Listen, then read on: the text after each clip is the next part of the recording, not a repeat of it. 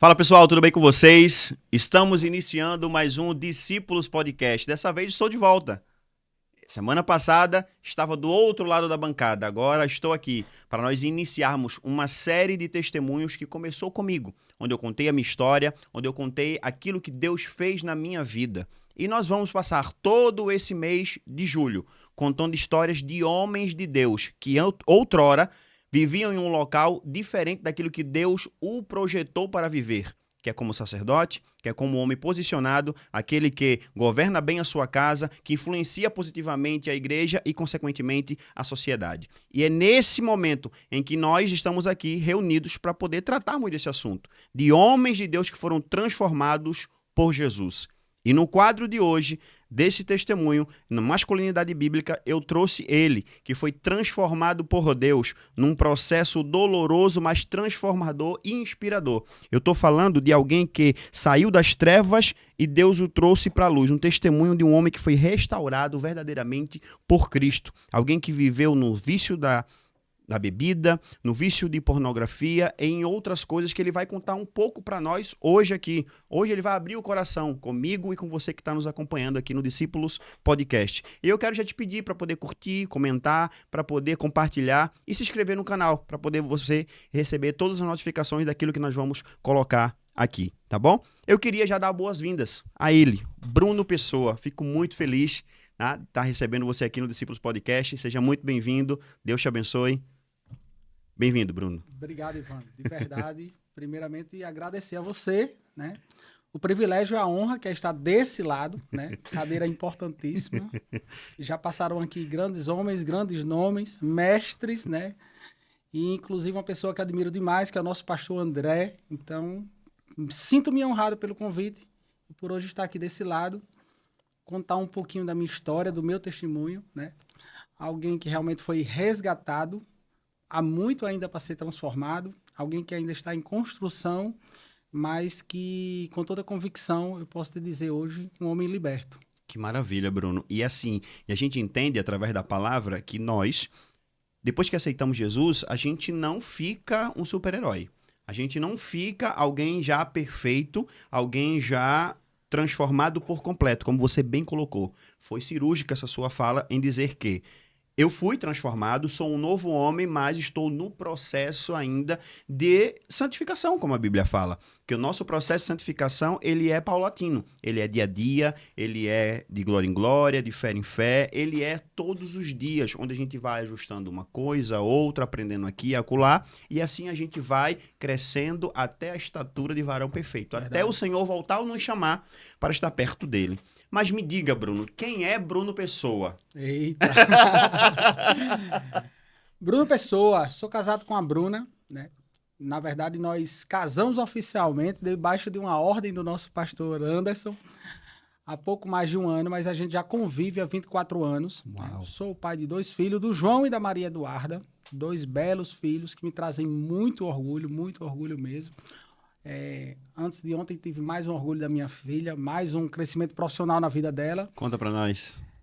Maria Eduarda, ela hoje mora em João Pessoa, tá fazendo faculdade. Certo. Né? Ela faz faculdade lá em João Pessoa. Ela já está estagiando e ela também faz parte da empresa Júnior, né, da faculdade. E essa empresa ela tem 2 vertentes, né? Uma que você não é remunerado e outra onde você passa, abriu-se lá um concurso, por assim dizer, e ela foi a classificada, né, entre inúmeras pessoas que competiam ali por essa vaga na empresa Júnior para, a partir daí, sim, trabalhar na empresa Júnior e ser remunerada. Então, mais uma pequena conquista, se Deus quiser, de uma carreira longa e brilhante. Então, Maria Eduarda só me orgulha. E o João é aquele camarada que gosta João é de aquele futebol, molecão, né? que você conhece, um menino extremamente bem relacionado, cheio de Gente amizade, boníssima. cheio de amizade, sabe se relacionar com todo mundo, sabe? Bom de conversa, bom de papo, cativa demais. Estou sendo um pouco não modesto em falar do meu próprio filho, mas é uma realidade, né? Eu acho que um bom pai conhece bem a fundo o seu filho. O João, ele é um moleque que consegue cativar todo mundo ali ao seu redor. Ele é amável demais. Muito, muito. E uma grande esposa, Bruna, né? Chefe de cozinha, à frente ali do Bodega do Mané, ou Mané Restaurante, melhor dizer. Eu gosto do Mané Restaurante, viu se eu gosto. Passando por essa transformação também, né? Importante, sem perder suas características regionais. Perfeito. Mas esse é o Bruno, esse é o Bruno. E hoje o Bruno, além de ser alguém que está ali envolvido com o Mané Restaurante, chefe de cozinha, alguém que manja ali dos Paranauê nordestino, que está sempre buscando inovação, inclusive, né? Semana passada estive lá e de verdade, viu, pessoal?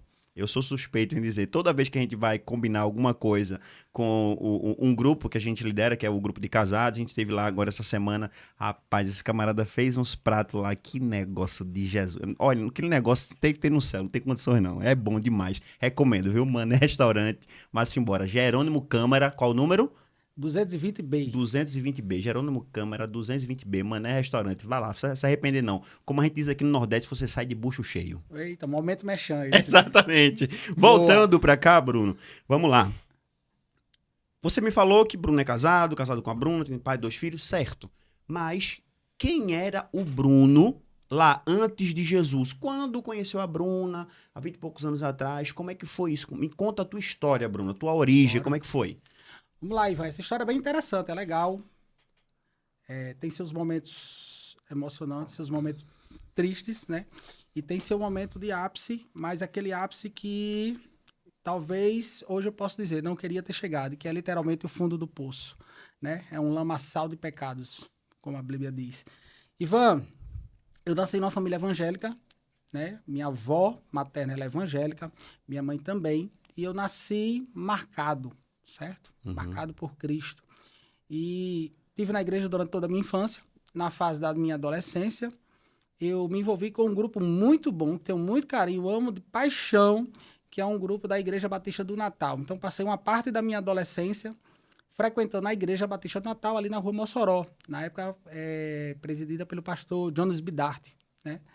E foi um momento, assim, bacana demais. Eu aprendi muito, mas eu te confesso, Ivan, que eu tinha muito mais um envolvimento como adolescente pela programação do grupo, digamos assim. Aprendi muito de Jesus ali naquela época. Sim. Mas eu ainda não tive um encontro verdadeiro com Jesus ali na minha adolescência. Né? É tanto que aos 15, por volta de 15, 16 anos, eu me desviei da igreja, né? Comecei a conhecer a bebida alcoólica e a partir dali deu-se um início a esse Bruno que caminhou para esse fundo do poço, né? Nesse mesmo período, com 15, 16 anos, eu conheci a Bruna, a gente teve o primeiro contato, né? A primeira paquera, a primeira emoção, digamos assim. E a gente começou a se enamorar nesse momento, né? 17 anos, Bruna com 18, Bruna me vem com a notícia da gravidez, né? Estava grávida. Eu muito jovem, né? A gente que é homem demora um pouquinho para amadurecer. Isso é verdade. E aí, minha decisão naquele momento, muito assustado, foi, fugir para São Paulo. Nessa época, minha avó morava Caramba, lá. velho. Ainda mora, né? Mas já morava por lá. E eu deixei a Bruna por aqui, fiquei muito assustado, muita pressão, né? Minha mãe cobrava, meu pai um pouco decepcionado. Essa situação toda, os pais de Bruna também me cobraram de alguma certa forma, mas o erro foi mútuo, né? Naquele momento. Né? Meu e dela, mas eu fui o que mais me assustei, mais imaturo, e fugi para São Paulo, né? Deixei a Bruna aí. Caramba. Bruna, perto de ganhar a Maria Eduarda, por volta de 9 meses, eu retorno de São Paulo, né? E resolvo assumir Bruna entre aspas, né? Porque Bruna já tinha maturidade suficiente para estar dentro, a família dela é do interior, de Umarizal, daqui do Rio Grande do Norte, mas Bruna já tinha maturidade, tinha vindo a estudos, né, para Natal, pagava um aluguel, morava sozinha, e eu assumi entre aspas, né? Porque eu não assumi toda a responsabilidade e não saí dentro da casa da minha mãe. Então, eu dormia na minha mãe, tinha as roupas da minha mãe, mas passava o dia com Bruna, ou às vezes passava o dia na casa da minha mãe e ia dormir com Bruna. Então, eu não assumi literalmente, não tive a maturidade Teve dificuldade de cortar o cordão umbilical e ali assumir ali o De boleto fato. que você, de fato, tinha a responsabilidade de pagar. Exatamente. E aí, esses primeiros anos, Ivan, eles foram muito intensos, né? Intensos eu jovem e pai, sabe? E um mundo à minha disposição, né? Porque o mundo ele é fácil, ele fascina demais. Então, foi um período onde houve muita traição da minha parte, né? Muitas indas e vindas, muitos rompimentos e retornos com Bruna. E foi um período aí que podemos dizer aí entre... Não sou muito bom de data, tá? Não sou muito bom de data, mas eu vou tentar aqui ser o mais preciso possível. Foi um período aí de 4 a 6 anos, de um período muito conturbado. E Maria Eduarda cresceu vendo tudo isso, sabe? Sim. Vendo brigas intensas, idas, vindas, traições, sabe? Todo esse contexto. E meio a isso, paralelo a isso, sempre a bebida alcoólica ali caminhando junto. Nesse primeiro momento, aí nessa primeira fase aí ela é um pouco menos intensa, digamos assim, né? Eram aquelas mas bebidas sempre presente, aquelas bebidas de finais de semana, de dias de folgas, esse tipo de coisa. O que as pessoas costumam dizer, que acham que não é, vamos dizer assim, sério, beber socialmente. Socialmente. Esse primeiro engano, exatamente. É um ledo engano.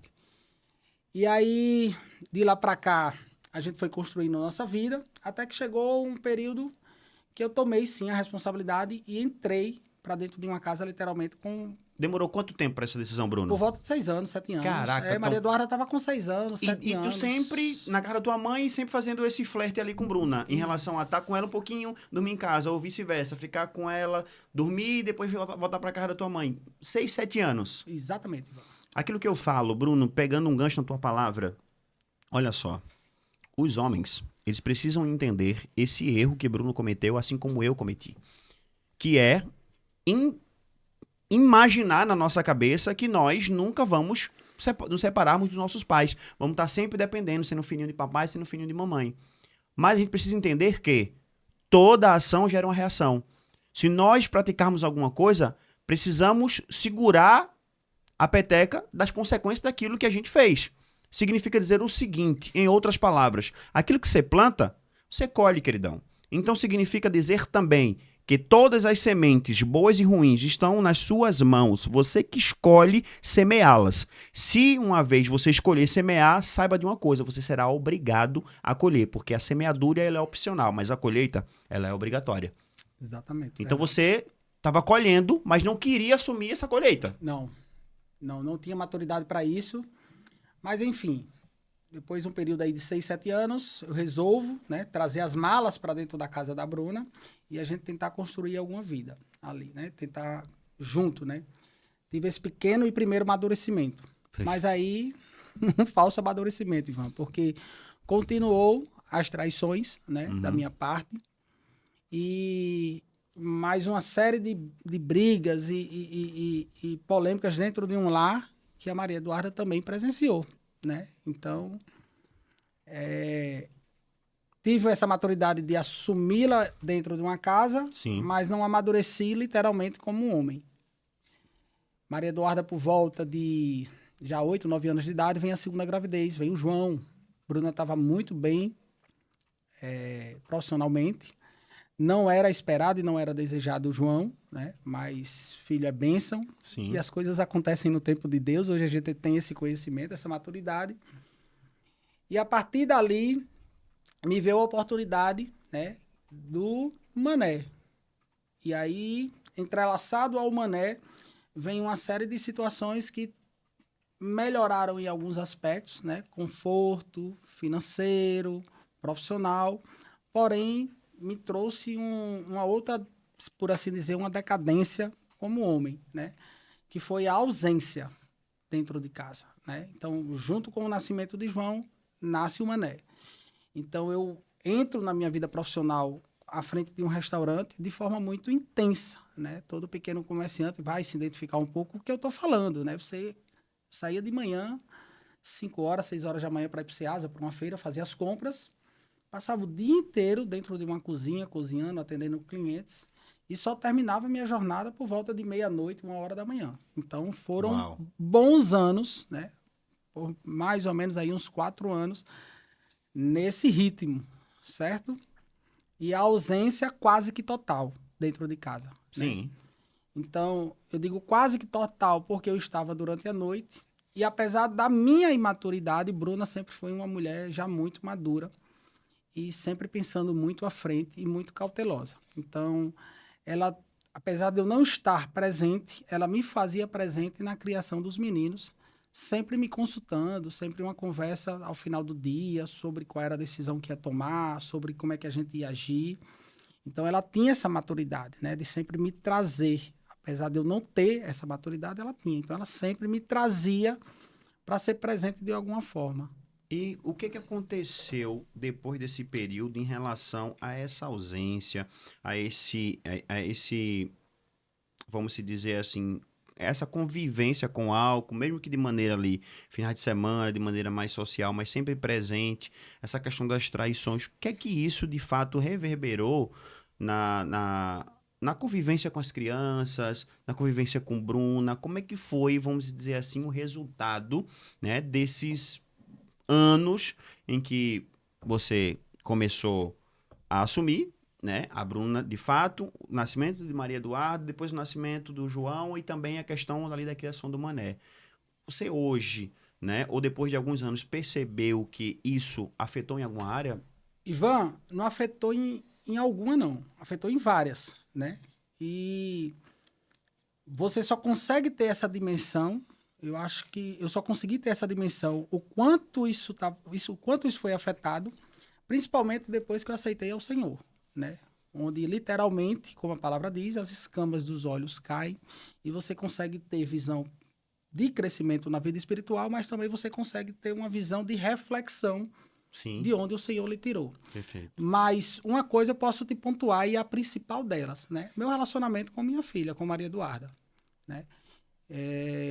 Hoje Maria Eduarda tem 20 anos de idade, é uma mulher totalmente independente, e totalmente independente na maneira de se portar, né? Ela ainda depende da gente porque é uma estudante financeiramente, mas independente de se portar, de ser bem criada, tem uma autodefesa para o mundão, né? Sim, sim, sim. Mas o meu relacionamento com Maria Eduarda, ele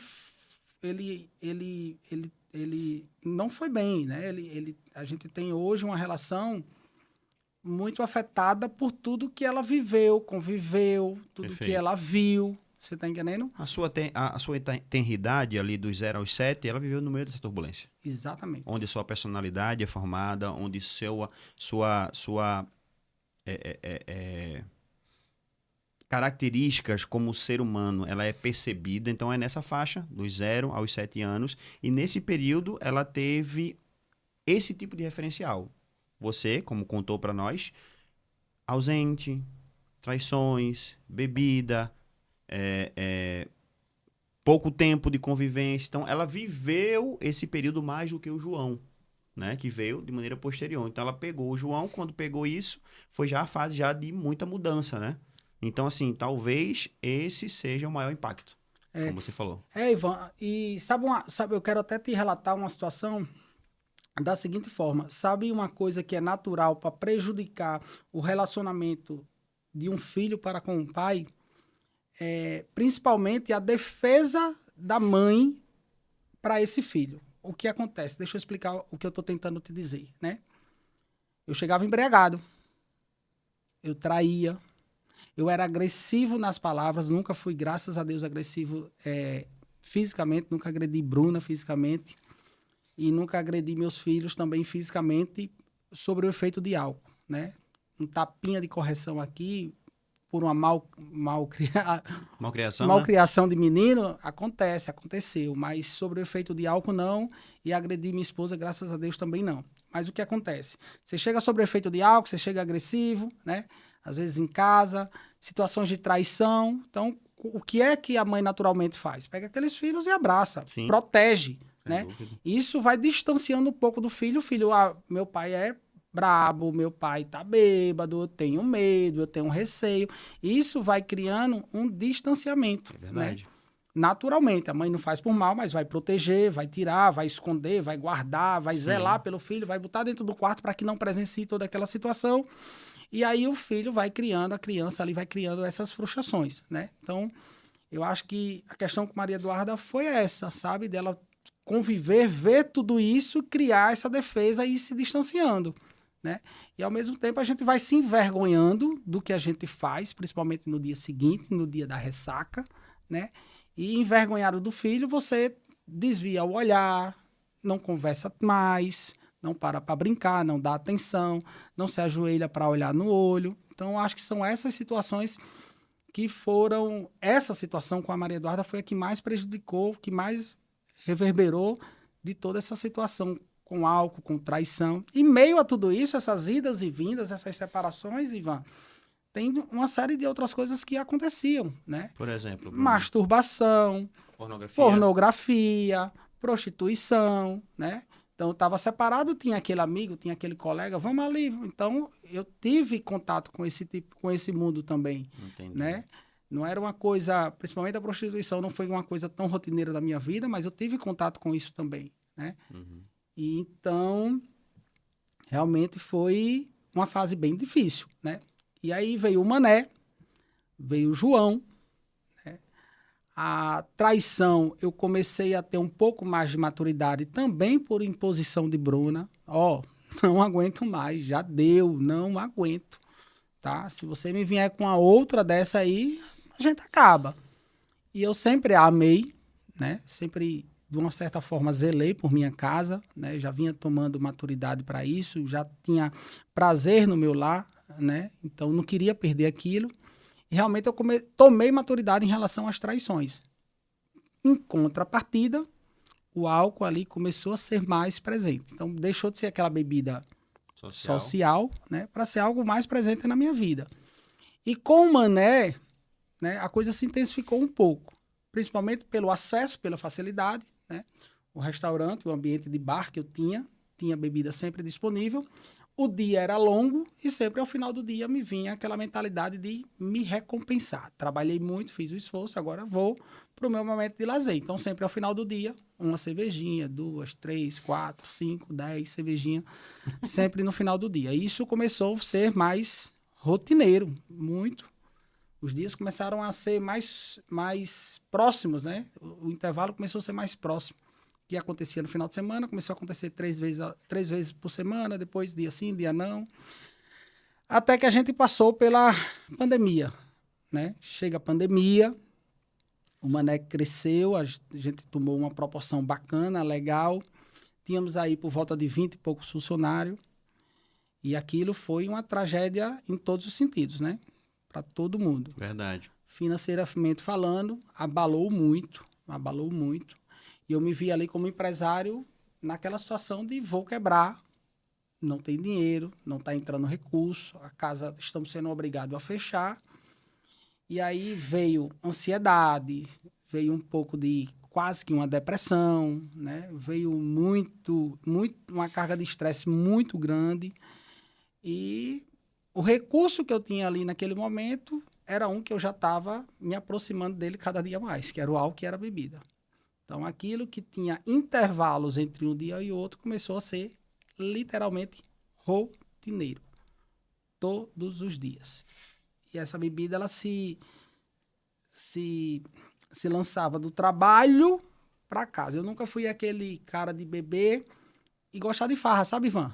Então, assim, eu não ia para barzinho, não ia para outros lugares, não ia atrás de farra, não saía com grupos de amigos à noitada, não era de dormir fora, não. O negócio era tomar uma cervejinha ali, corria para casa e essa bebida começou a se alongar em casa. Eu comecei a trazer essa bebida para dentro de casa, né? Então, eu ficava tomando uma cerveja ali em casa, quando chegava, até bater o sono, até anestesiar o corpo, literalmente, né?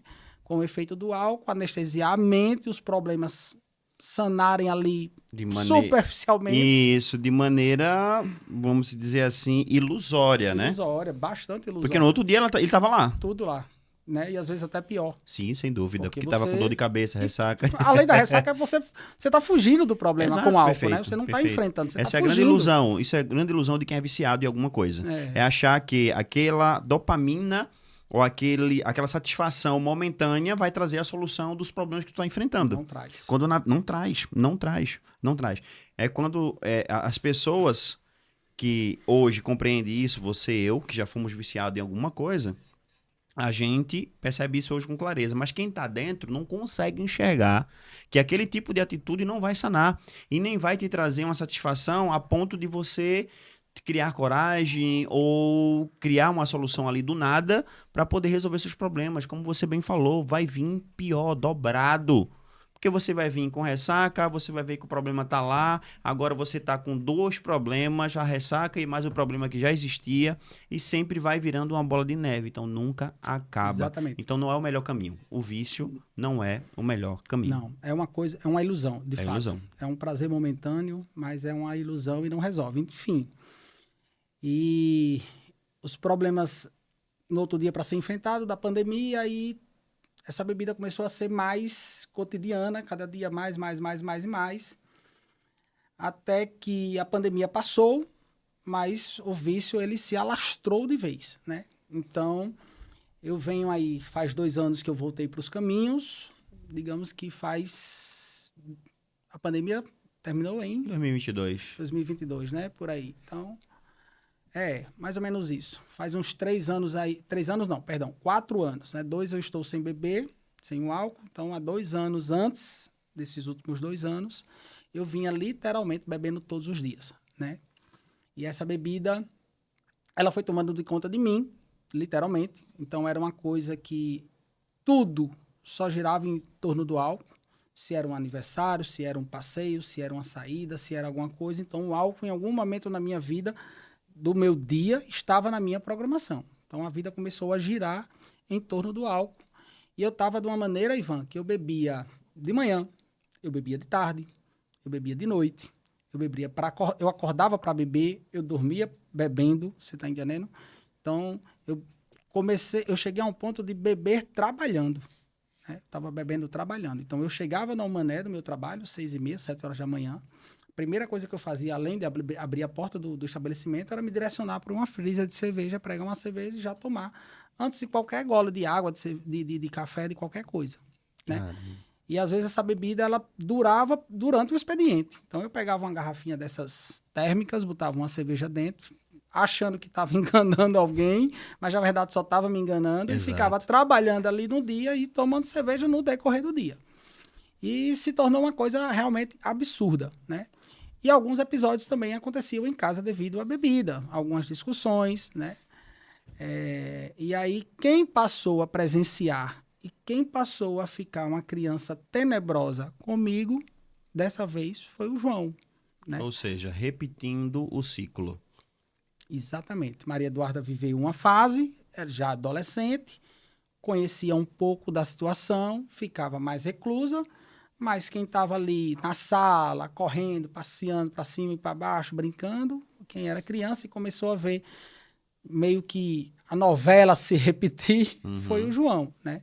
E ele começou a se tornar uma criança também tenebrosa do pai, né? A ponto de chegar algumas vezes para a mãe dele e literalmente se abrir. Mamãe, eu fico com medo quando o pai bebe.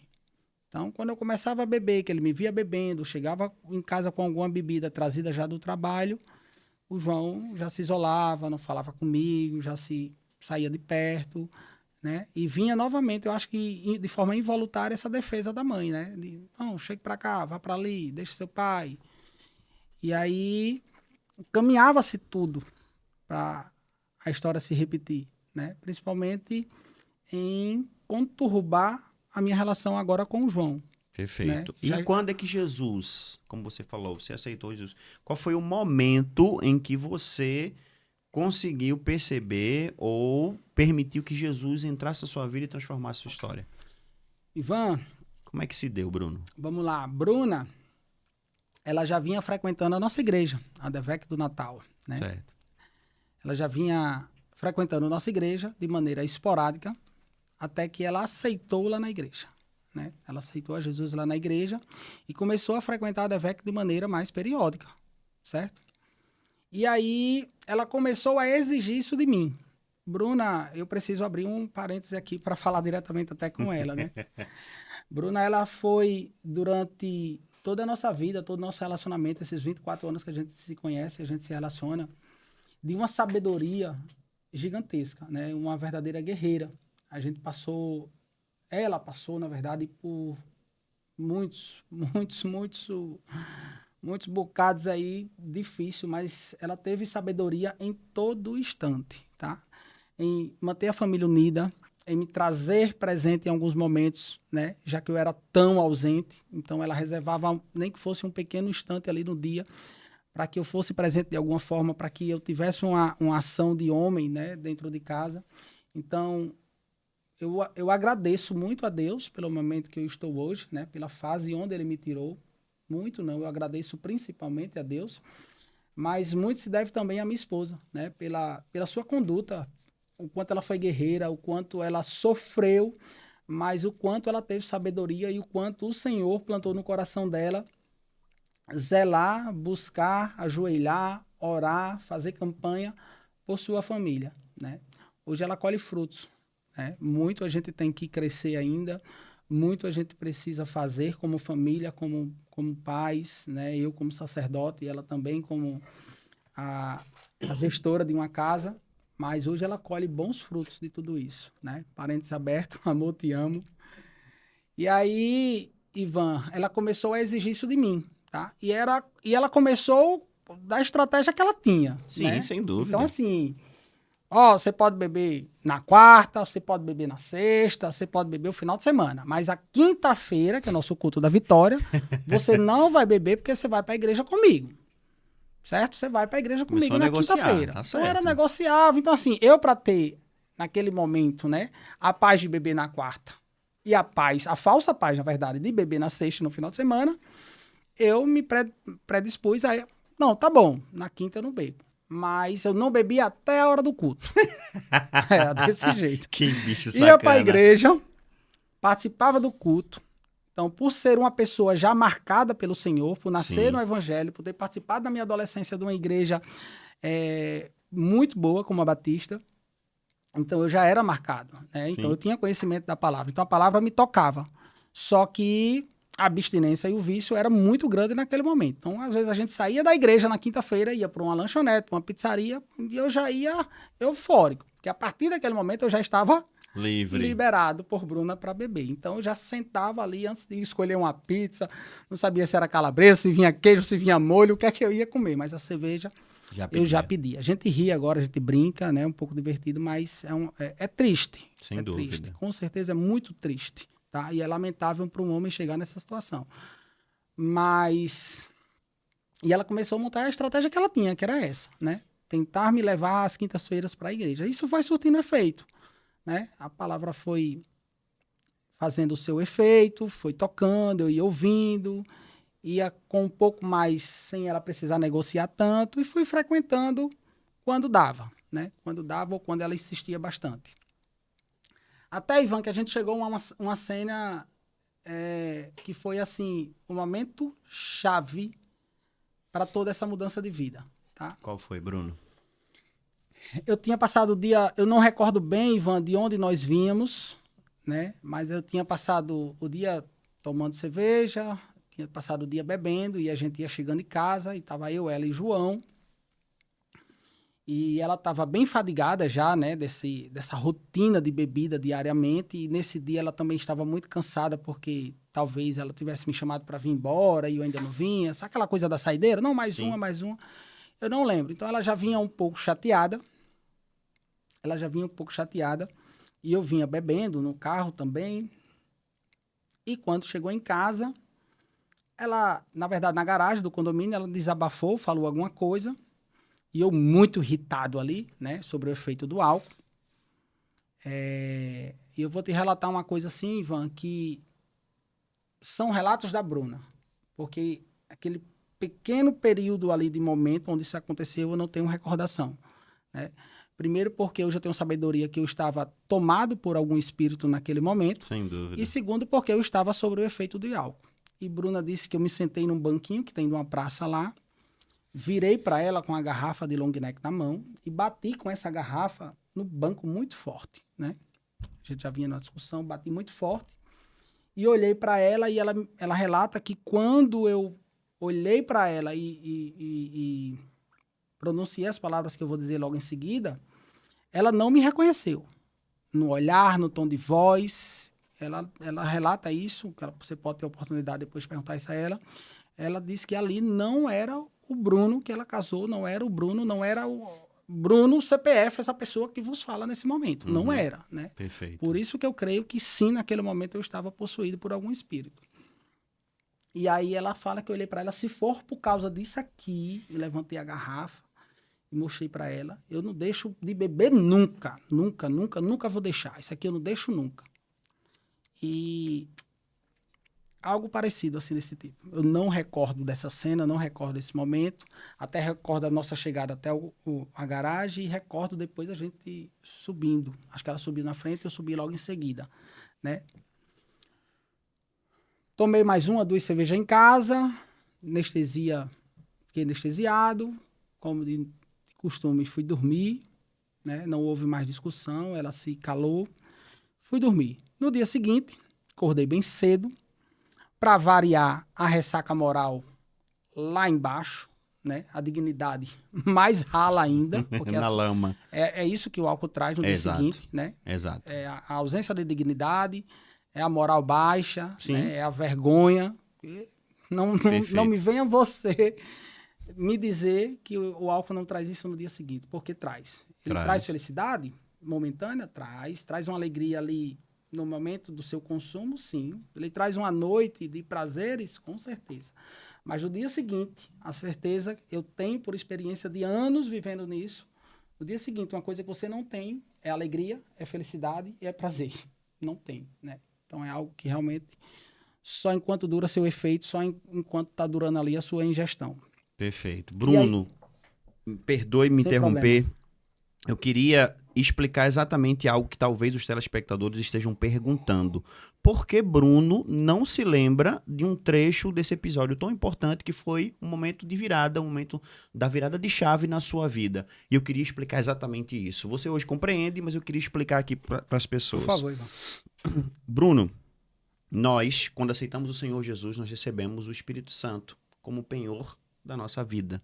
Através da graça, nós somos salvos em Jesus Cristo e o Espírito Santo passa a habitar em nós. Por isso que a Bíblia fala que nós hoje, ao aceitar Jesus, somos templo e morada do Espírito Santo. Então o Espírito Santo está dentro de nós, como está agora nesse momento. E aquilo que estou falando para você, isso é a manifestação dele, porque Deus fala através de nós. Eu creio. Então, mas quando nós fazemos isso, nós falamos de maneira consciente. Eu estou exatamente consciente, sabendo o que eu estou fazendo. Falando aqui com você nesse podcast, falando com o pessoal que está nos assistindo, e estou aqui consciente, sã, com a minha mente, com a razão, falando contigo. Mas por que tu não estavas? Vou te explicar agora. Quando a pessoa se envolve com algum tipo de vício, ela normalmente está aberta, vulnerável para qualquer outro espírito o possuir. Porque existe uma diferença, Bruno, entre estar possesso de demônio e estar manifesto de demônio. Normalmente, quando a pessoa está possessa, ela está consciente, está cheia de demônio, mas está consciente. Mas quando ela se manifesta de alguma maneira, ela perde sua consciência, porque é isso que as entidades malignas fazem. E aquela que normalmente age com o vício da cachaça, ela tem um nome, o nome é Zé Pilintra. Ela tem um nome, porque as entidades ela têm nome, tá? E elas agem de maneira organizada, porque o reino das trevas também tem hierarquia, eles são organizados. Eles são organizados nas suas ações. Então, quando você perdeu a consciência, ali, quem falou através de você, e Bruna fala isso é muito bacana, porque Bruna testemunha daquilo que ela viu e você não, porque você perdeu a consciência, você perdeu a razão ali. Quem falou através de você foi uma entidade que estava sempre com você, mas se manifestou naquele momento, ao dizer que não largaria a cachaça de hipótese nenhuma. Se fosse depender disso, não largaria nunca. É exatamente isso. Foi a ação dele. Por isso que esse intervalo você não lembra mais. Eu falo isso por 2 motivos. O primeiro, porque aprendi na minha vida porque meu pai era alcoólatra. Meu pai se manifestava todas as vezes que bebia. E uma dessas vezes ele me pegou pela goela aqui, pelo gogó, me suspendeu, disse que ia me matar. E foi ali que eu reconheci, assim como o Bruno, que não era meu pai. Eu olhei e falei assim, caramba, não é o meu pai. Foi quando eu pedi para ele me soltar em nome de Jesus. Ele me soltou, trincando os dentes, e eu procurei um pastor e relatei. E a partir disso eu fui começar a estudar para entender como é que funcionava o reino espiritual. E é exatamente assim que eu estou te falando. Tu estavas possesso de demônio e um deles se manifestou naquele momento. E foi o demônio da cachaça, que é Zé Pilintra. É um demônio que está envolvido nessa questão do alcoolismo, né? Juntamente com outros, que é a prostituição, pornografia e por aí vai. Então foi exatamente isso que aconteceu. Por isso que Bruna não te reconheceu. Ela não conseguiu talvez ter a percepção espiritual, mas ela identificou que aquele que estava ali agindo através de você não era você. Verdade. Então é exatamente isso. Desse jeito, viu, Ivan? E depois, o que E foi a- que aconteceu? E aí, Ivan, no dia seguinte, fui trabalhar. Chego no Mané. Neste dia, não fui direto para a geladeira, né? Talvez a ressaca estava tão grande, ou o Senhor já estava... Ó a humilhação, né? ou o Senhor já vinha planejando algo para minha vida. Sem que dúvida. O Senhor hoje vai beber, não, que o Senhor hoje vai levar um Tiro, porrada e bomba. achego ali bom. Tava eu no meu escritório, de repente Bruna chega, abre a porta do escritório e ela já chega assim, Em prantos. em prantos, chorando muito, mas muito convicta e com uma certeza muito grande. E talvez, Ivan, eu posso até te dizer, com muita autoridade no Senhor. Ela tenha pensado, refletido e orado muito. Confesso que não cheguei a perguntar isso a ela, se ela, antes disso, ela tinha orado, mas acredito que sim. Hoje... Fala o que ela disse, que o outro desacelerou ou não. Com um pouco de maturidade que eu tenho, eu imagino que ela tenha orado muito para ter Eu tomado também essa acredito. decisão. E ela chegou, se sentou em prantos, chorou. Depois que ela parou de chorar, ela olhou para mim muito sério e... Bruno, eu não aguento mais essa vida, né? Ela tem seus traumas com o álcool, com o pai dela, né? E aí um dia ela pode relatar isso para vocês. Então ela tem seus próprios traumas. E ela me relatou, já tinha me relatado isso antes, e me relatou novamente naquele momento que tinha feito uma promessa para si mesmo, né? Que ela não queria um marido, um esposo, né? Que fosse próximo ou parecido daquilo que o pai dela já tinha sido um dia. Uau. E era isso que ela estava tendo, né? Um marido tomado pelo álcool e ela vivendo traumas novamente devido ao alcoolismo agora na sua fase de esposa, de mãe, né? De dona de um lar. E ela não queria, e ela muito decidida na vida dela, ela me veio com uma proposta de decisão final, né? Ela olhou para mim e fez, Bruno, ou você escolhe a bebida, ou você escolhe... Ela não disse nem a mim, né? Ela disse, ou você escolhe a sua família. E ela teve muita sabedoria nessa frase, porque eu acho que não se tratava ali, Ivan, só da minha esposa. Sem né? dúvida. Só do meu relacionamento homem-mulher, esse relacionamento carnal. Porque, literalmente, eu tenho que decidir por minha família. Porque o que o álcool estava destruindo não era só meu relacionamento com a esposa. Né? Ele já vinha destruindo o relacionamento que eu tinha com minha filha, ele já prejudicou bastante e ele estava já prejudicando o relacionamento também com meu filho. Então ela foi sábia em suas palavras. Né? Ou você escolhe a bebida, ou você escolhe a sua família. Né? O grupo por completo. Né? Perfeito. Tudo que eu tinha de mais precioso. E ela conversou um pouco, se levantou e saiu. Pense na sua vida e me traga uma resposta. Eu fiquei calado, estático, não disse nada, não houve discussão, sequer dei um bom dia para ela. Ela se levantou e saiu. Quando ela saiu, que fechou a porta, imediatamente, Ivan, me deu a convicção e a certeza e uma decisão foi tomada. Tranquilo. Não vou parar de beber, não tem problema, a gente se separa agora, sem problema nenhum. E os 10 minutos ali que eu tomei essa decisão, eu fiquei refletindo sobre minha vida. Vou fazer assim, vou me separar, vou fazer assado, vou ver os meninos, como é que a gente faz, como é que eu trabalho, pago o colégio, pago pensão, faço... E fui já fazendo a matemática ali, sabe? Os planos de como era viver solteiro. Homem sendo homem. Não volto para casa da minha mãe, vou alugar um cantinho, né? Vou para um flat, meu mobiliário, depois vou alugar uma casa, compro uma geladeira. E fiz planos, 10, 15 minutos ali fazendo planos. E de repente, Ivan, algo me preenche, sabe? Algo me preenche ali. E eu sou tomado por um choro, mas um choro de criança. Sabe aquele choro de soluçar? Uhum. Sabe? Aquele choro intenso que lhe cansa, aquele choro que dói os olhos, ele dá uma dor de cabeça, para ter esse choro intenso. E eu chorei e não sabia o motivo. Porque eu tinha acabado de tomar uma decisão e para mim já estava tudo bem.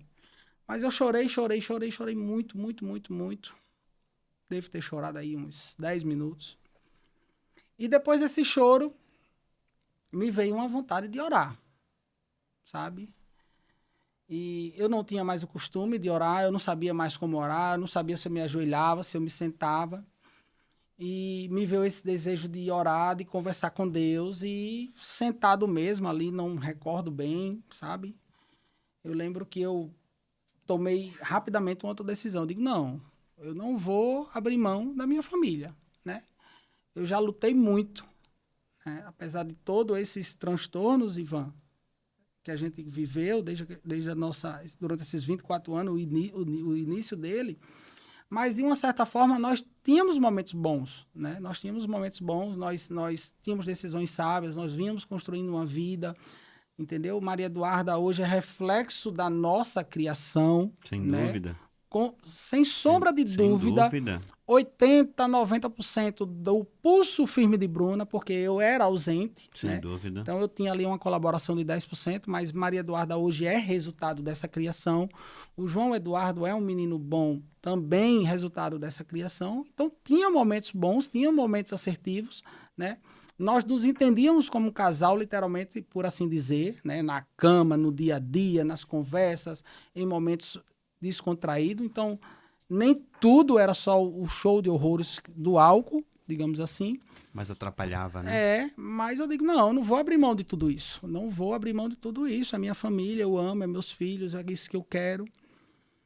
E eu sabia que ia ser muito difícil, mas eu tive a convicção naquele momento que eu precisava realmente parar com o álcool. Sentiu, de alguma forma, Deus te movendo a isso. Exatamente. Olha o que o texto diz. Filipenses 2,13 diz o seguinte. É Deus que opera em nós, tanto o querer quanto o realizar, segundo a sua boa vontade. Isso significa dizer, Bruno, que até o desejo de orar que você teve, vem dele. Porque se dependesse de você, você não faria isso. A decisão estava tomada. Exato, você faria aquilo que você planejou. Então tem momentos na nossa vida que Deus vai precisar intervir. E eu agora sinto Deus presente aqui. Amém. Porque tem momentos na nossa vida que nós precisamos da intervenção de Deus se não fazemos besteira. É verdade. Se não fazemos bobagem. Porque nós, seres humanos, temos a inclinação de fazermos besteira por conta da nossa natureza adâmica, natureza pecaminosa. Porque se Deus não operar em nós, tanto querer quanto efetuar, segundo a sua boa vontade, como diz Filipenses 2,13, nós estávamos lascados. Perdidos. E glória a Deus que Deus fez isso na sua vida. Amém. Lhe impulsionou a orar e, de alguma forma, mesmo sem entender, a buscá-lo. Exatamente. Foi assim mesmo. Ô, glória. Foi assim mesmo. É por isso que eu te falei que eu fui tomado, né? Sim, sem por essa dúvida. vontade de chorar. Talvez aquilo que eu senti naquele momento, essa vontade de chorar, fosse literalmente o Espírito Santo. Sem dúvida. Né? Sem dúvida. Enchendo-me ali naquele momento. Resposta de oração de Bruna, com certeza. Verdade. Aí depois disso, Bruno, depois desse momento de oração, e de aí, sentir Deus... Fui pra casa, terminei o dia de trabalho, acho que eu passei 2 a 3 dias sem me comunicar com Bruna. Uau. Mas calado, recluso, ela também muito calada, só o necessário era falado. Você pega o menino na escola, eu deixo, alguma coisa do tipo, sabe? E muito refletivo, né? Não dei resposta a ela até hoje. Sua atitude, né? Posso respondê-la agora? Fique à vontade, Bruna. Amor, eu vou deixar de beber, tá? Graças a Deus eu deixei. Porque eu não dei essa resposta a ela. Agora que eu tô me lembrando que eu não dei até hoje. Na verdade, ele deu através das suas ações, porque as nossas ações valem mais do que 1000 palavras. Verdade. Então ela percebeu que eu estava diferente, né? De alguma forma, e já fazia ali 2, 3 dias que eu estava circulando dentro de casa e sem o álcool. Que era uma coisa já extraordinária. 2 dias sem bebida era extraordinário. Extraordinário, sabe, Ivan? É tão extraordinário que vou te abrir um parênteses aqui para um relato rápido. Uma vez meu primo chegou, eu tenho um primo que eu amo de paixão, o Pablo, e aí ele toma suas cervejinhas também, e teve um período que ele estava um pouquinho mais cheinho, foi fazer uma dieta e passou ali 20 dias sem ingestão de álcool, justamente pela dieta e pelo objetivo que era a perca de peso. E eu lembro que eu cheguei nesse dia, um dia para ele lá no Ceasa, e eu olhei para ele, Pablinho, você tá 20 dias sem beber? Ele, 20 dias.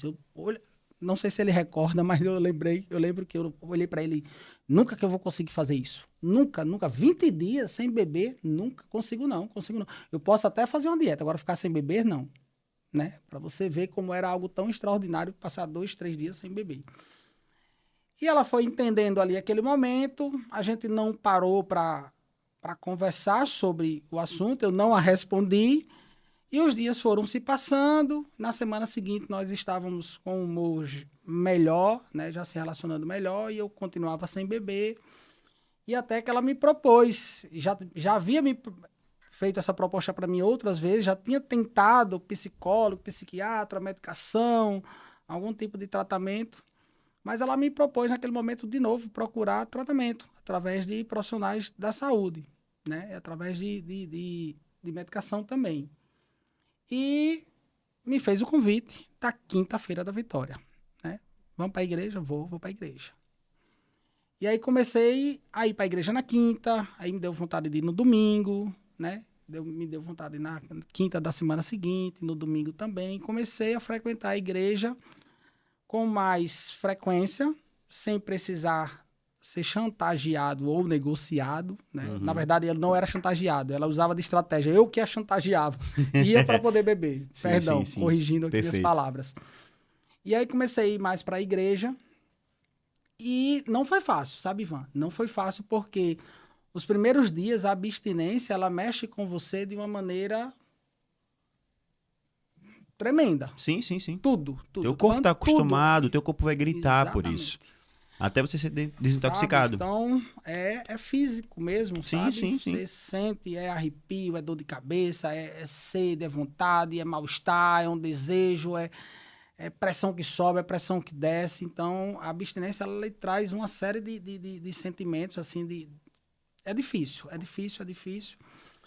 Mas indo para a igreja, procurando também um acompanhamento, de alguma forma, por profissionais da saúde, indo para a igreja, ouvindo mais a palavra, me deixando, me entregando cada dia mais, a cada culto eu me ficava um pouquinho do velho Bruno ali, digamos assim, Sem né? dúvida.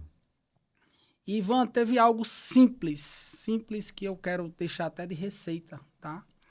A imposição de mãos, ela é algo muito poderoso, né? Quando você invoca o nome do Senhor Jesus, quando você recorre até Ele, e principalmente com a imposição, né? Com o poder que nos foi dado pelo aquele Espírito Consolador que ficou nessa terra, é algo surpreendente. E o que me ajudou muito foi algo simples, Ivan. Eu literalmente pegava a minha mão, colocava sobre minha garganta, literalmente, principalmente ao sair de casa, que meu ambiente mais tentador era meu ambiente de trabalho. Então, era um ambiente que eu tinha, por obrigação, estar todo dia. Sim. E uma das primeiras coisas que eu me deparava pela manhã, ao chegar no meu trabalho, era uma freezer de cerveja geladíssima, né? Geladíssima. Então, era muito tentador. Então, porta de casa, porta aqui, ó, para sair para a rua de frente. Meu último passo para sair, antes de abrir a porta, era colocar a mão na minha garganta e pedir ao Senhor que eu não tivesse sede, literalmente. Senhor, teu nome, Jesus, me ajuda, que essa garganta não tenha sede, que eu não tenha vontade, que eu não tenha desejo, que meu olhar não desperte. Então, eu fazia uma imposição de mão sobre minha garganta e fiz isso por muito tempo, né? Por muitos e muitos dias mesmo, porque o desejo era muito grande. E aí, Ivan, passou-se uma semana, 15 dias, um mês, 2, 3, né? E eu sem beber, né? E os desafios de enfrentar isso foram sendo superados. Até que, acredito aí que depois de frequentar quase um ano a igreja, né? Um ano era de forma estratégica por Bruna, um ano foi mais ou menos depois que eu decidi lutar para deixar a bebida, veio o dia de aceitar, de dar os passos mais importantes da minha vida, que a todo final de culto eu me lembro, sabe, o quão sábia, o quão maravilhosa, o quão assertiva foi essa decisão. São os melhores passos que eu dei na minha vida, literalmente, foi aqueles passos quando o pastor Anderson, nesse dia, estava pregando, fez o apelo e eu fui lá na frente, voltar, aceitar ao Senhor novamente como meu Senhor e meu Salvador. E todo final de culto é muito emotivo para mim, porque eu me emociono pelas pessoas que estão tomando essa decisão naquele dia do culto, mas me emociono também porque eu recordo de onde o Senhor me tirou e do quanto eu estava necessitado do Senhor, né?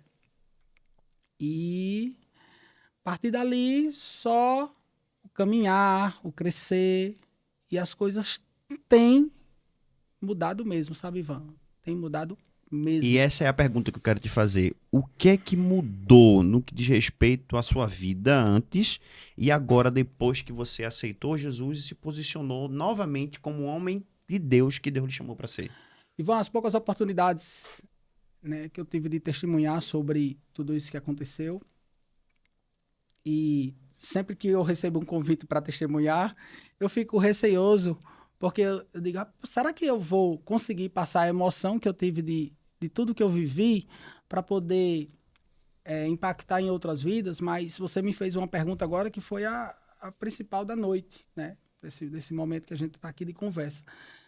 Que é o olhar do... E eu penso que não vou me emocionar e acabo me emocionando. O olhar do João.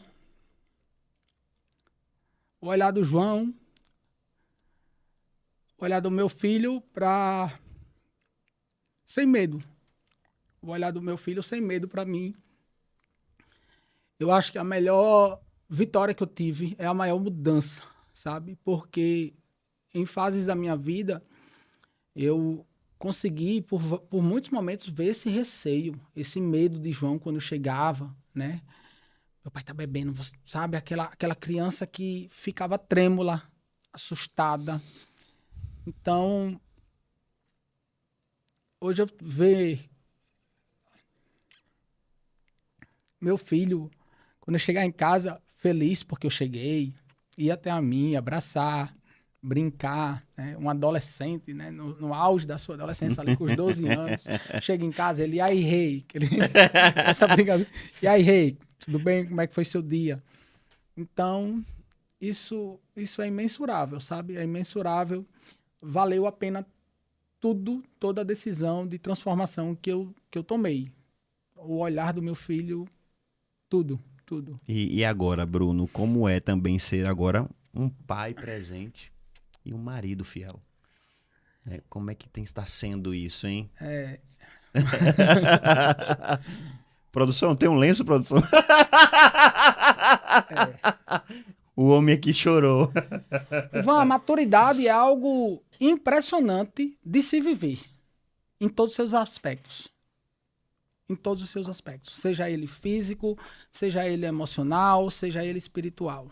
Em todos os seus aspectos. Não há nada mais interessante para você, homem, viver e continuar aprendendo sobre isso, né? Porque o que vos fala aqui é um homem transformado, mas como eu falei no início da nossa conversa, em transformação.